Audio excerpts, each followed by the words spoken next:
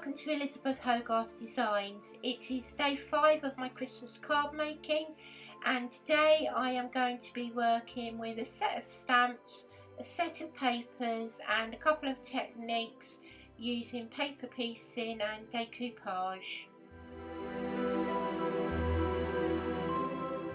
These are a set of Woodware stamps that have been designed by Francoise. They're very versatile, you can do a lot with them, so I'm going for the slimline, but you can also get the larger gnomes in the same range.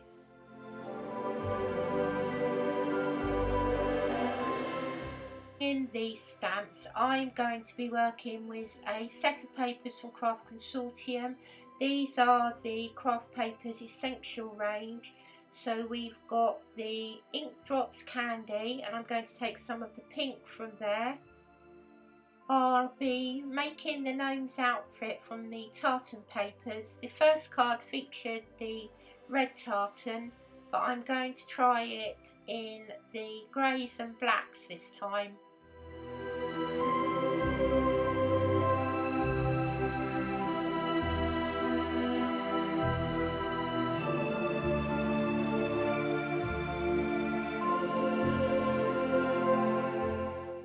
To get a pop of red from the Ink Drops Rose collection. This will form the basis of the die cut frame and the baubles on the Christmas tree and the gnome's little boots.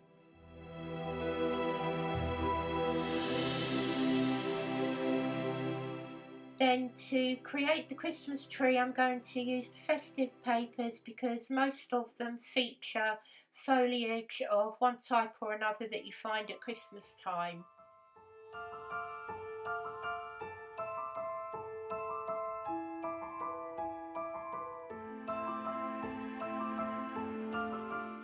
To create the slimline card I'm going to take a standard piece of A4 paper or cardstock, and I'm going to cut it down to 20 centimeters in width. The extra piece will form the topper, and then I'm going to create a score line down the centre at 10 centimeters. We then have our card base and the topper that we're going to stamp our little gnome onto.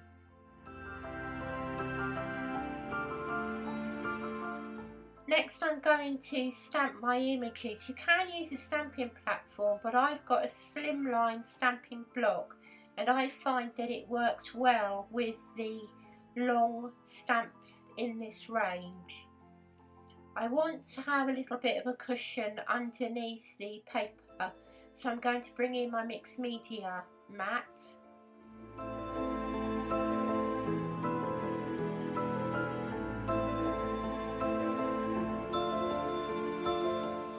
Some colour to the background, so like yesterday I'm going to create a hill by using a mask, and then I'm going to colour using my brush and the Distress Oxide tumbled glass.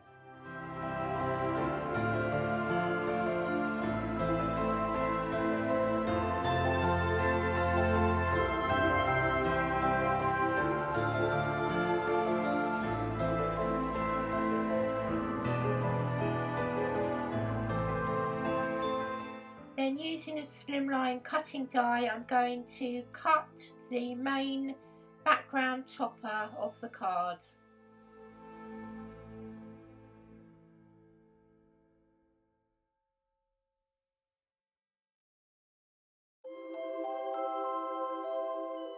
Camera stopped working for the next part, but I stamped the image directly onto the pattern papers that I previously shown you, and now I am going to fussy cut out all the different layers. I'm mostly cutting out the stamp as it comes, but you'll see later on that for some areas you only need to cut 1 or 2 pieces. Now if you were being really frugal you could cut every single element and then cross match them and paper piece yourself 2 or 3 cards, but for this particular version I'm really decoupaging, because I'm taking out the elements from the colours that I want, and then I am laying up each section to create a card. So here I'm cutting out the baubles and the star on the top of the tree, which is why I stamped onto the gold within the rose red paper.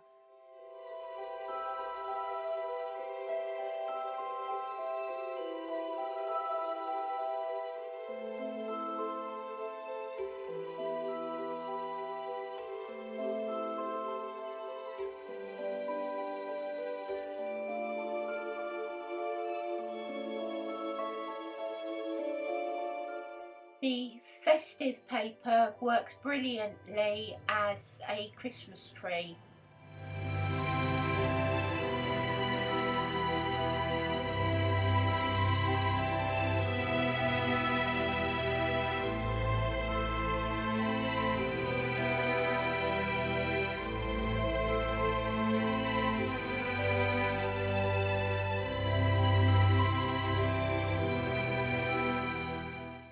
And the pink papers work well for the gnome's hands and cheery nose.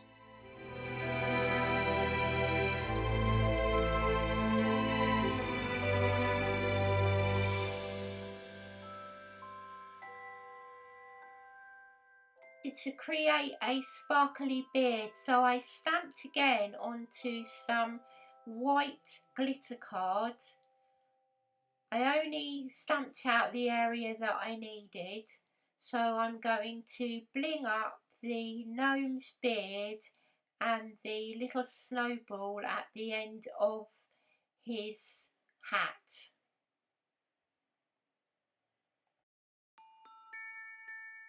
Now we have all the elements cut out, it's now a matter of decoupaging them onto the stamped image. So I'm going to begin by adding the main piece, which is the tartan, and that will form the base of the card. And then I'm going to go layer by layer and bring in all of the other elements.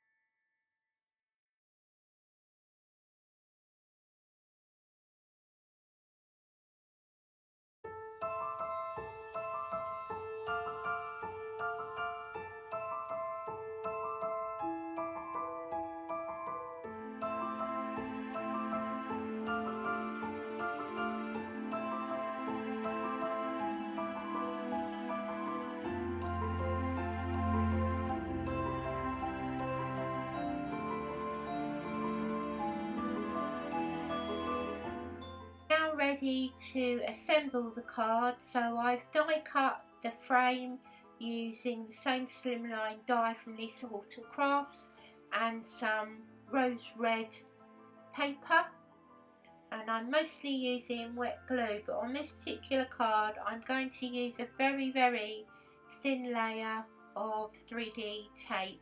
On the original card I added some glossy accents to the baubles to give them a little bit of extra shine, so I will do the same for the second card, but then I will leave it to dry overnight on a completely flat surface.